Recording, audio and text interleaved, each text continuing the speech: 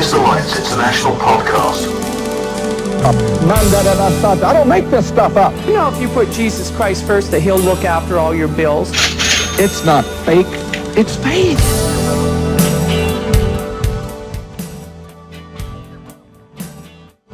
Hello, everyone, and welcome to the latest episode of Atheist Alliance International podcast. I'm Jason Sylvester, aka Diogenes Mayberry, and joining me today is John Richards, who is President of Atheism UK. Just before we get started, I'd like to remind everyone, please like and subscribe. So, hello, John, and thank you for joining us today. Hi, Jason. How the devil are you?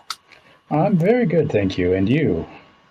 Well, as I was saying just before we started recording, I've just had another bout of COVID.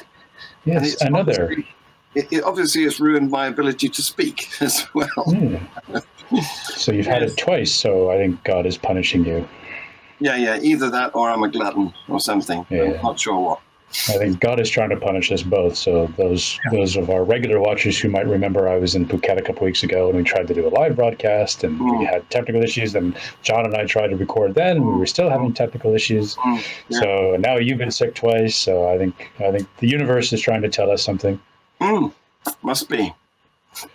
So let's jump into it. So you are a former board member of AAI, and now you are President of Atheism UK. So why don't you tell us a little bit about what AUK is up to? Well, yeah, I'd be happy to do that. I was made president in August, and the previous president had been in post for 7 years, Chris Street, lovely fellow, and he resigned to do other things with his life. You know, there comes a time, and like with me and AAI, I did, I think, 4 or 5 years on the board there, and a change seemed a good idea. So what does AUK do? Well, all sorts of things. We have a podcast, like you, for example, which is... Yes, I've been on it a couple of times. Yes, indeed, which is a weekly affair, and... I don't get to be on that as much as I'd like because it coincides with my time for collecting a daughter from school. So I was on it recently. I don't think it's been uploaded yet, but I get on it as much as I can. But that's not all, of course. We do campaigns. And actually, we've got a campaign meeting coming up from the subcommittee that deals with that starts in January. And I've got a whole list of things that we are looking at doing next year. Including, as you probably know, the UK has this strange thing, an established church. Thank you, Henry VIII. And so what we have here is the Church of England is in a privileged position. If anything happens, the Archbishop of Canterbury gets a microphone thrust under his nose and has to express an opinion. So the thing is that we've got 22 bishops in the House of Lords. We've got faith schools. We've got compulsory assembly of a C of E nature every morning in our schools. In the curriculum for teaching RSE, atheism hardly features. There's a lot of complaints that AUK has with the Constitution. Well, not a written one, as you know, but the way the UK is run. So is there any way to get these bishops out of the House of Lords? Is that something you guys can deal with, or is it even possible to do it? A few years ago, a revision was made to the House of Lords because at that time it was entirely appointed. It was entirely inherited, not appointed. So you only got to be a member of the House of Lords if you were born to the right family. And this was very undemocratic. Way back in Tony Blair's government, changes were made which reduced the number of inherited lords and introduced a number of appointed lords. But they didn't do anything to affect the religious bishops, the bishops spiritual, as they're called, and there's still 22 of those. So things can change, but politics takes forever. Okay, so is that one of the campaigns you're going to be working on in the coming year to get these bishops out of the House of Lords, amongst the other issues you mentioned? We have a list, and we'll have to wait until the subcommittee deliberates to find out which ones we focus on for 2022. Okay. And you said RSE, so for our listeners who don't know what RSE is, can you just explain that? I presume that's something to do with the public school curriculum? It's gone under a number of designations. Originally, it was RI, religious instruction. Then it became RE, religious education. Then it became, I forget what the latest iteration is. But it's social and religious and I can't remember what all the initials stand for now. As I said, this is religious education in public schools in the UK. Yes, obviously the government has no control over the curriculum of independent schools. There's another thing. What you call public schools, we would call state schools, and the word public, as applied to schools in the UK, means fee paying. Right. Everything's back. Counterintuitive. Yes. Grammar schools, I think from the British spy novels I've read, you call them grammar schools, right? Or something along those lines. Yes. They were introduced in the 1944 Education Act, and they were a sort of state-sponsored attempt to emulate public schools, fee-paying schools. And I went to one. They were selective entry, and what you got for nothing, well, it was paid for by the taxes. What you got was a public school's quality of education, just on the grounds of having passed the entry fee, the entry test. So if these are taxpayer-funded schools, then why is religious education a part of it? I mean, should that not be? The UK doesn't have a constitution per se, right? No, that's the very good question. Practice means that we are a secular state, and we shouldn't be paying for the state religion to indoctrinate our children. This is exactly our complaint. And it's all COE education and religious instruction. So it's not like a survey course of world religions. It's focused completely on Church of England. Well, it used to be. It used to be primarily the Church of England material. But more recently, it's broadened the curriculum because we had to recognize that we're a multicultural country now. So the material does include a little snippet of each of the major other religions. However, what it doesn't include is enough about atheism from our point of view. So we want to redress that balance as a starting point. We would like to see, we would like to see a properly secular country with no faith being taught in school, like France, for example. So one of you, as you said, your subcommittee's meeting. So one of the issues is going to be if you're going to have these religious instruction classes, then non-belief should be a part of the curriculum. It should get equal time amongst all the other religions. Absolutely, is what you're campaigning. If not more, because recent polls have shown that 51% of us are not members of any faith, and that's just membership. Because of course the other 49% may tick the box for members of a faith, but they don't actually practice it. They don't attend any events. And do you have a sense of your MPs and which way are they leaning towards some of these reforms, given the fact that the demographics have shifted so radically? One thing I can say is that unlike America, it's possible to declare yourself to be an atheist and still get elected in this country. Yeah. Whereas as you know, in the States, you have to pretend to be a Christian or else you don't even get on a ticket. So that's a good thing. But it's still to some extent, a vote loser, because, all of those people in your constituency who would otherwise have voted for you if you'd kept it secret, like Tony Blair actually did. For all the time that he was in government or prime minister, he was a closet Anglican. And isn't he a Catholic? Or he converted to Catholicism? Or let me tell the story. Sure, okay. He was a closet Anglican, and his spokesperson, what's his name, Alistair Campbell, who's still knocking around in the background somewhere. He famously said when they were setting up an interview, and the interviewer was saying, "Look, can I talk about this, this, this, and this?" And he said, "We don't do religion because that's thin ice. Don't tread on that in a public interview." So that's what Tony Blair did. He was in government. He won 3 elections. He was in government for 10 years, and more than that. I think it was 12. And only after he'd left office and the Tories came in, did he publicly convert to Catholicism, which his wife had always been. Okay. Yeah, I recall. Sadly, we lost Christopher Hitchens 10 years ago this week, and I recall Yes.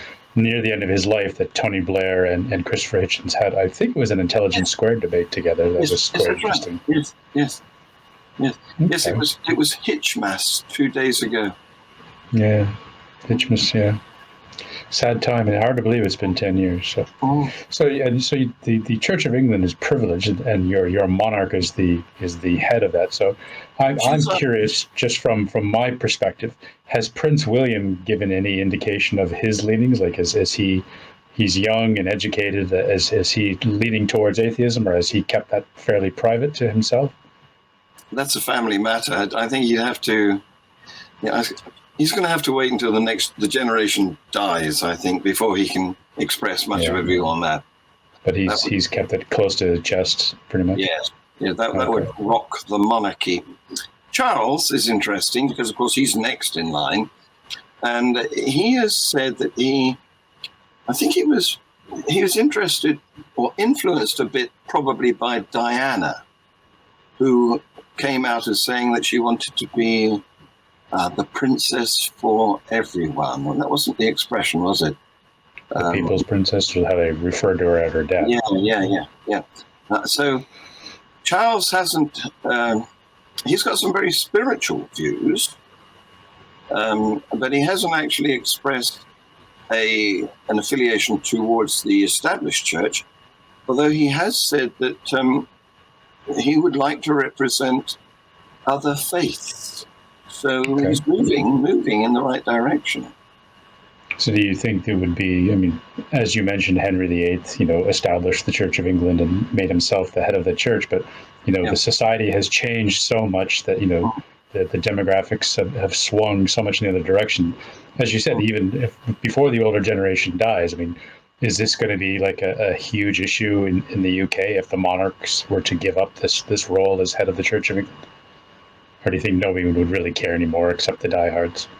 I don't think so. It's not a big issue here. We've had far more politicized issues, including Brexit and sleaze, all sorts of things going on. That the monarchy is, if you plot a list of issues which are of electoral importance, the monarchy and the established church and even the Constitution are fairly well down.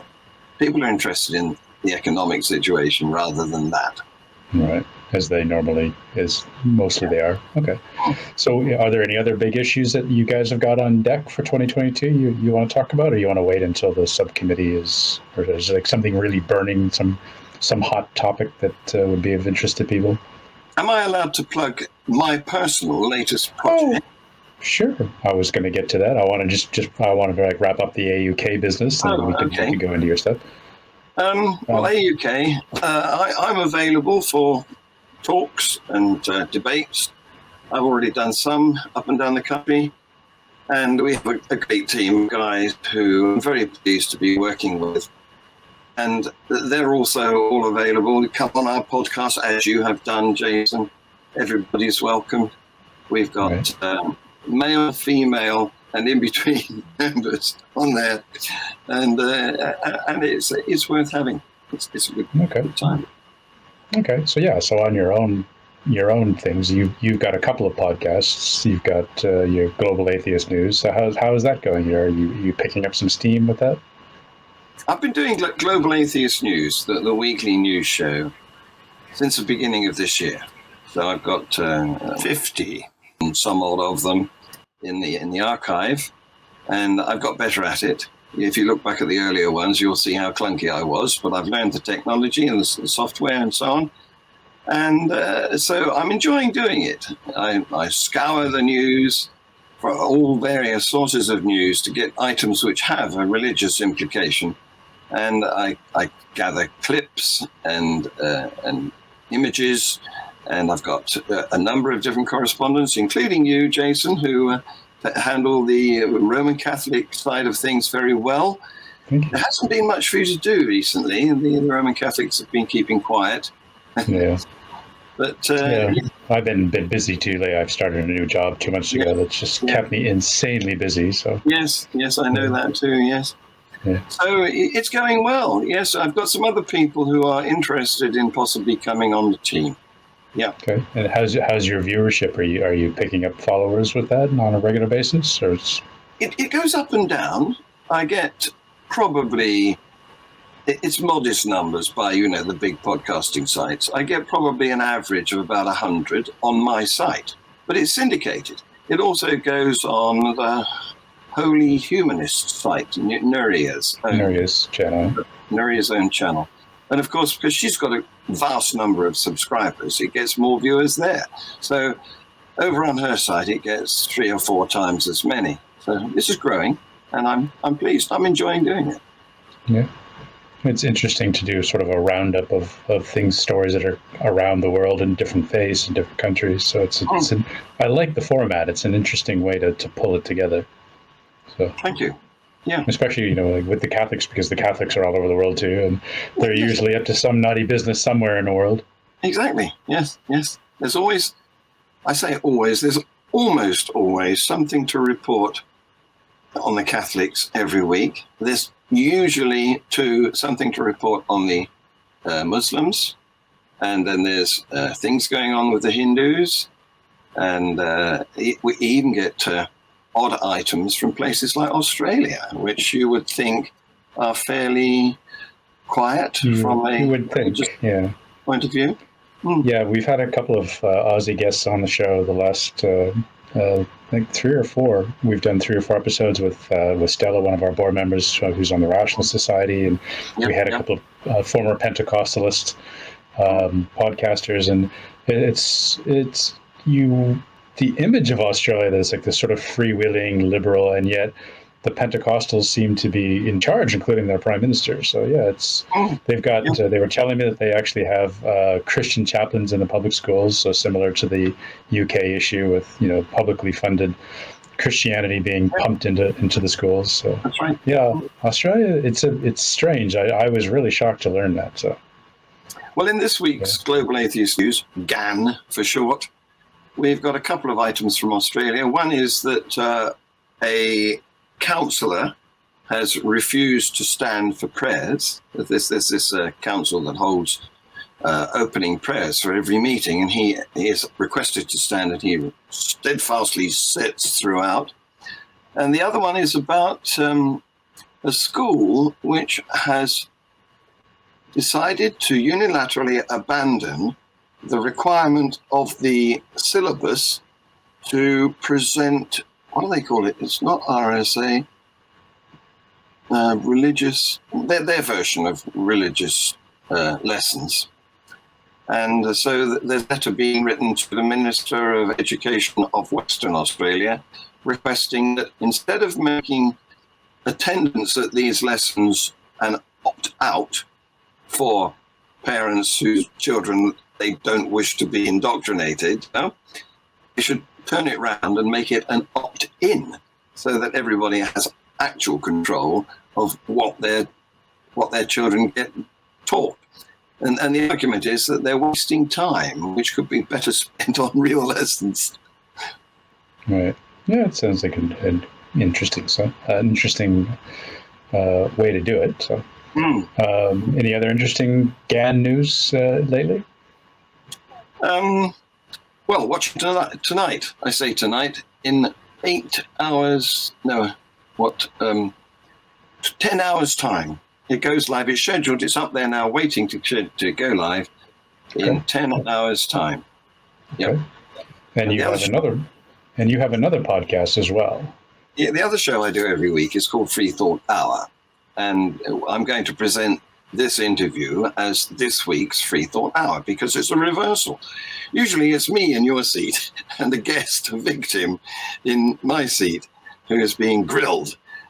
So as a Christmas special, I'm going to use this one as a reversal. So just to show that, I'm as vulnerable as anyone. But it's going to be a difficult act on your playlist. This episode follows, I believe, Steven Pinker. Yeah, Steven Pinker will come out on Wednesday night in the U.S., Thursday morning in the rest of the world, and then this one will come out the week after, so the week between Christmas and New Year's. Mm-hmm. Okay. Well done for getting Steven Pinker. He's a hero of mine, and I'm trying to cultivate the sort of hair, that many of these philosophers have. Fantastic hair. Stephen is one. A.C. Grayling and Stephen. Yeah, and then there's Daniel Dennett, who wears his hair in a fantastic way, but on his chin. So as people will be aware, I'm not an academic. So Steven Pinker is a hard act to follow. Yeah. That was we'd been trying to get him for a couple of months, but obviously he's busy and he's had quite a few few interviews to do. So we kept pushing it out. So that was he agreed to do it. So it was nice to get him on. I watched a recent interview with him. I forget on what channel. There's so many. But the other thing I want to talk about, if you'll let me, is the launch of Free Thought City. Okay. Which has gone live. The Kickstarter has gone live. And this is a project to offer people an alternative social media platform. Because, as we all know, the existing social media platforms are toxic. They're so toxic that governments are even trying to legislate against various aspects of how they operate in order to make them less harmful, because they've been damaging people's psychology, they've been damaging international relations and national society. So we're offering an alternative, which is called Free Thought City. And you can go to freethought.city/Kickstarter and take a look. Okay. And so your website is now live, or the Kickstarter is to raise money to launch the project? Yes, the latter. Yes, the Kickstarter is up there. We're finding out whether there's enough interest and enough sponsorship, and then we will be able to act accordingly. Okay. So it'll be a shelter, almost like a port in the storm of nonsense out there for free thinkers to come and exchange ideas and interact. It's groundbreaking in a number of ways. First of all, unlike the first generation of social media, which are basically text-based, because that's all that was available back in the day when they launched in the early part of this century. So if you go to, I'm not going to mention any names, but if you go to the existing social media sites, you'll find yourself typing rather than anything else. That's mostly what happens there.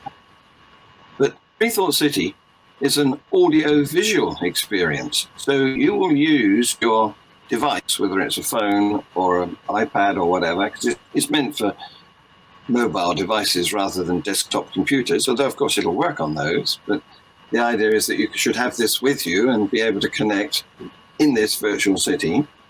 And so you will use it sideways, and that means that you will be able to use your selfie camera and meet people in the city, in the virtual city, in a face-to-face like you and I have got now. And there will be different features. So there's a coffee shop, there's a concert hall, there's a cinema, there's all the things that you'd expect to find in a real city. And you will be able to go along to these, meet people that you know, because it's another key point is that it's time zoned. So when you are on it, you will be able to select local, and then you will be in a community of people within your time zone. So it will be possible to meet up with them in real life, having met them first here. And that also means, because it's time zoned, it means that you will be in the same day-night cycle. So instead of, when we're on the World Wide Web, not knowing whether the person we want to communicate with is asleep or whatever, these people, if they've selected local, will be able to share events going through the day the same as the other person on the other end. So the sun will come up, you will go and do morning things, you'll go and do afternoon things, you'll go to an entertainment in the evening, and then the sun will go down. But people can have the opportunity that, say, maybe they want to meet, maybe they live in a very highly religious community and they want to find people outside, like in a different country, they'll have that option as well. Toggle to another time zone or global. Okay. Yes. Yeah. Okay. So there's lots of exciting aspects to this. Another one is that you will be able to build your dream home in Free Thought City. And then you get the difference between the public and the private. Because if you're outside in the city, you will be available to be contacted by anyone else who's loose in the public parts of the city. But if you go inside your home, then you will be able to privately invite your own people to come and share playlists, videos, have a good time with outside of the public view. Okay. And we can have a library too with Stephen's books and AC's books and Daniel's books. Yeah. Yes, there's a gallery. You will be able to show your own artwork and sell it from the gallery. Go in there and view other people's artworks. The gallery exhibitions will change on a regular basis. The movies will change on a regular basis. You will be able to go to the academy and learn, study things. If you're a businessman, you'll be able to set up shop and sell to the citizens of Free Thought City. Interesting concept. It's quite groundbreaking. Okay. And we'll put when we edit the video together, I'll put the Kickstarter link up as well, and I'll put it in the description for people. Great. The first thing on the Kickstarter is a tour of Free Thought City, showing the vision in video form, and all the music on there is original. We have a composer in Australia who is, and one of the things we're going to do in an early stage of this Kickstarter campaign, and I've just put up the first blog, Free Thought City News, is launch a song. I think the word these days is drop a song, which the lyrics of which were written by Richard Dawkins, and the music for which was written by our co-conspirator, Brian Gervais, in Australia. Cool. I'm sure people are looking forward to seeing that launch and the opportunities it will provide for people to connect and exchange ideas. So I hope so. Okay. All right. Well, it's time we wrapped up because, as I mentioned, I actually have to run. So thank you for coming on. I'd like to remind everyone, please like and subscribe. Thank you, John, for coming on as well. Atheism UK is one of our affiliates. As I said, John is one of our former board members as well. As we mentioned, I'm also a contributor to his Global Atheist News. So there's a lot of incestuous would probably be the wrong words, but a lot of cross collaboration, and like I said, we've brought Nuria together. We've had Nuria on the show, and I've been on the Atheism UK show, and you made some very good points to me that all of the atheist communities, we should all be working hard to promote each other and help boost each other's profiles. So thank you for coming on today. I'm glad we tried to connect almost a month ago, so I'm glad we finally were able to do it. So yes. Okay. Thank you very much for having me, Jason. You're welcome. And as well, so as I mentioned, Stephen Pinker will be on the week before this one, but you'll already know that, so it's probably been moved. So anyway, thanks everybody for joining us, and we'll see you all in 2022. Take care. Bye-bye. Happy Christmas. Happy Christmas. Bye-bye.